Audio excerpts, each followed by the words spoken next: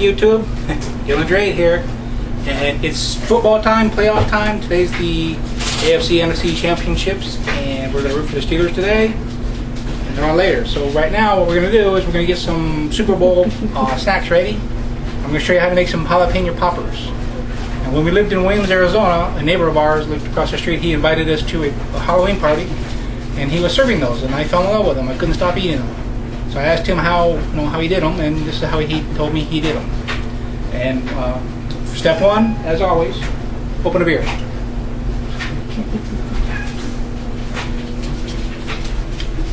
Now, our local supermarket has some nice, big, beautiful jalapeno peppers. If you can get them this big, the better. And what you want to do is see on the pepper here how at the top it gets wider, thicker. You want to cut that top right at that line, right at the thickest part of the line. And then put your side there, top off to the side here.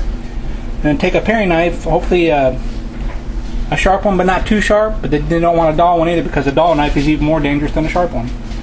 We get you a nice paring knife that's comfortable for you. I'm going to go down the side here and work around the edges. Now, I'm not the most handy person with a knife here. Actually, I'm probably pretty clumsy. But keep working around it. Go slow, take it easy, and be safe. Above all else, be safe. My beard's overflowing. Uh-oh. Work around the inside, get this membrane all loose with your knife. You can rock your knife back and forth, get it broken loose. Once it's all loose, then start working it out of there, and be safe. Be really safe with this.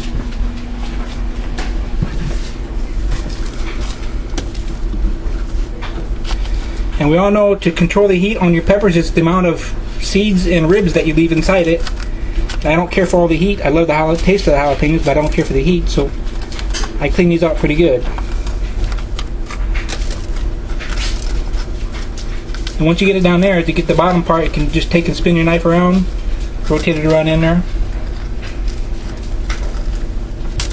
You just smell this. Really strong. Take and rinse it out. Again, how much heat you want depends on you, but it's nice and clean. You can get a good shot of that. And then the top that you cut off earlier, take and lay it back down flat on your board, get it up to the edge, and you're going to fillet off the top. Just where the part of the stem ends, you want to go about 1/8 inch beyond that and fillet that off. This is probably the most dangerous part, so be really careful with this. And take that little chunk there, just get rid of it.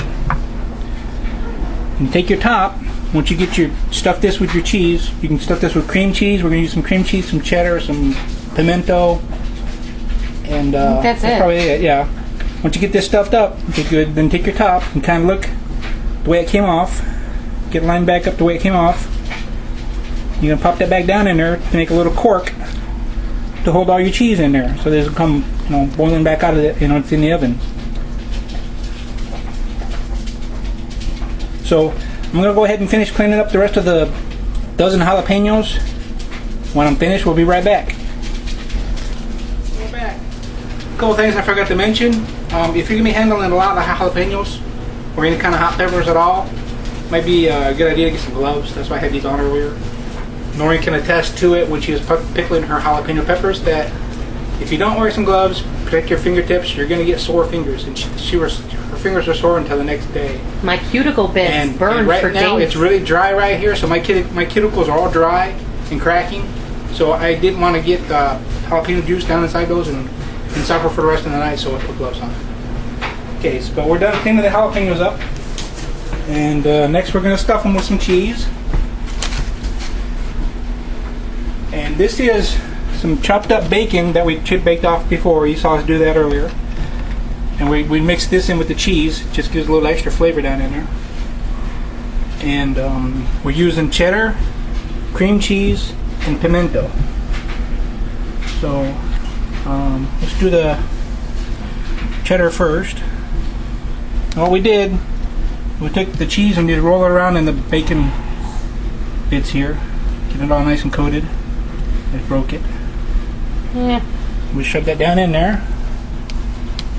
That's probably just the right size too. Anyway. Yeah. You don't want to overstuff these. And then the top that I mentioned earlier, when you put this back on here, that's going to try to hold all the cheese in there to keep it from coming, bacon back out. And if it doesn't want to stay in, just grab your toothpick and run it through the top.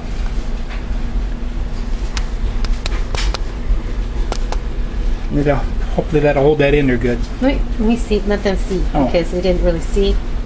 So cool. And then we found out when we tried doing this earlier that if you don't have whole slices of bacon, you're not going to get them wrapped on there good.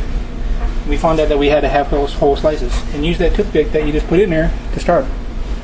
I'm too close. I'm sorry. And wrap these around. Got another toothpick. You need a few toothpicks. That's just the way it is. Yeah. And you can take them out. They're cheap. And the bacon's going to cook to the jalapeno pepper anyway. Okay. So once you get it, it doesn't have to be perfect. It doesn't have to be pretty. Just want it to taste good, and it's going to. Put it back down on our sheet. Put on there. Stretch it. Yeah. There we go. Put it on there. Next, we're gonna do some cream cheese. Again, same thing. Roll it around with the bacon. Get some good bacon. And we all know bacon makes everything taste better. that's true. As Noreen likes to say, bacon is just another proof that God loves us and wants us to be happy. Right up there with beer. And get it packed in there good.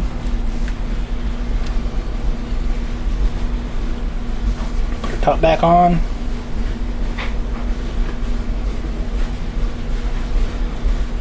Pin it.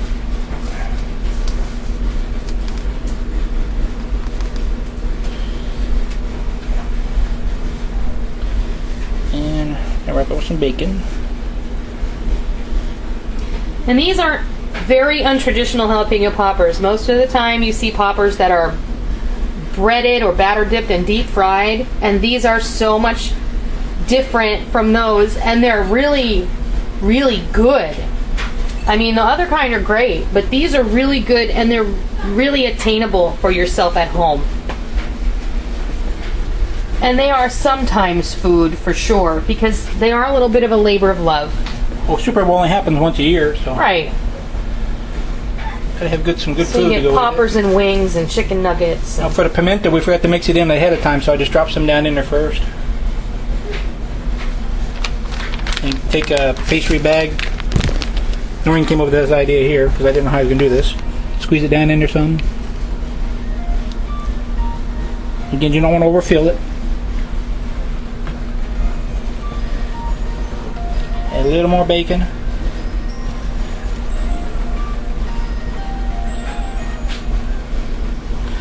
And put your top back on. It's a bit messy, but your hands will wash up.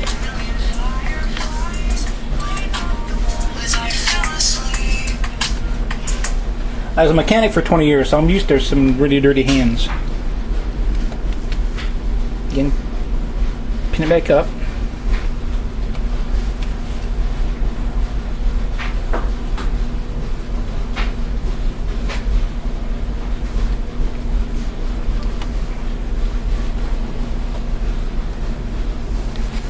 And it looks like I'm kind of clumsy. That's because I am.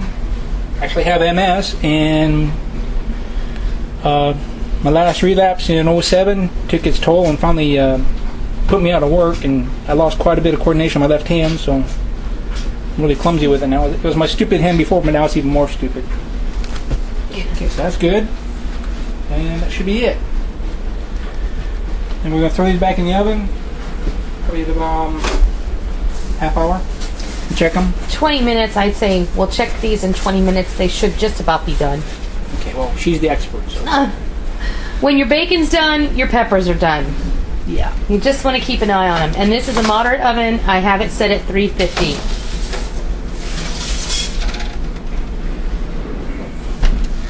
Now, after you clean up your mess,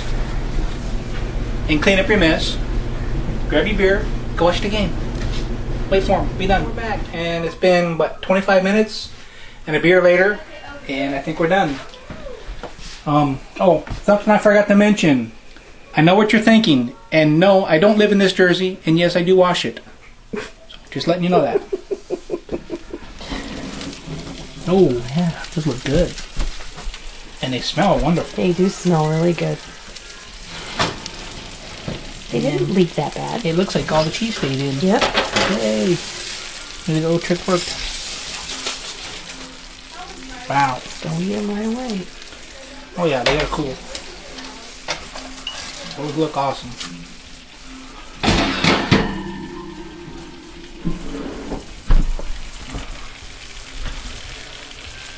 I didn't mention everything. Looks like the toothpicks worked okay, and oh, this one leaked some. Looks like mostly the pimento cheese leaked out because it's really thin to begin with. But the other ones did really well. So choose whatever cheese you like, you know, and make it your own. But I guess that's a good head start. So I hope you try these. I hope you like them, and I hope you have a good Super Bowl Sunday. Until next time, we'll see you. Have a good day.